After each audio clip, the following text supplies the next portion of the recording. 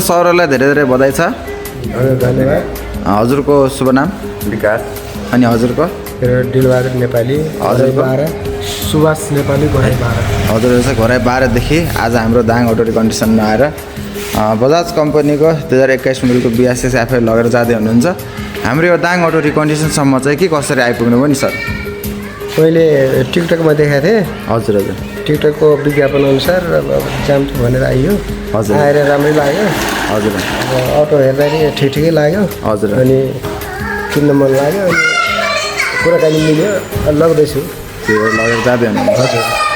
जस भिडियो मार्फत नै हेरेर यहाँ आउनुभयो, यहाँ आइसकेपछि अटो सटो हेरेर जस आफूले चित्त बुझेपछि लगेर जाँदै हुनुहुन्छ।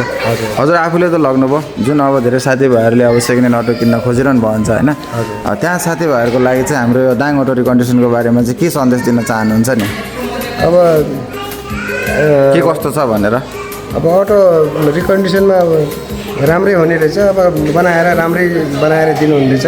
हजुर। अब सबै सेवा सुविधा यताउता सबै राम्रै अब अटो चलाएर विचार गरेर दिनुहुने रहेछ भन्ने अब त्यही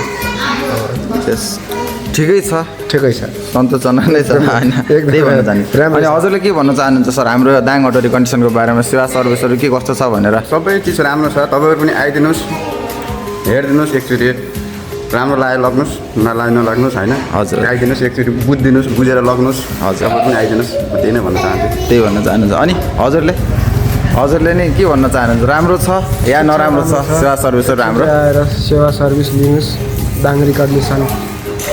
त्यही भन्न चाहनुहुन्छ। ल हजुरहरू एकदम तिनैजनालाई धेरै धेरै बधाई छ होइन। अब आजदेखि चाहिँ अब नयाँ यात्रा सुरु हुँदैछ हजुरहरूको होइन।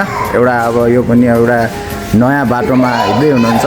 तपाईँहरूको यात्रा सफल होस्, शुभ रहोस् होइन, सुखमा बितोस्। फेरि पनि नेक्स्ट टाइम आफ्नो साथीभाइ इष्टमित्रहरूलाई अब अटो किन्ने भएपछि पक्कै पनि लिएर आउनुहुनेछ होइन, त्यो आशा राख्छु। ल धन्यवाद है।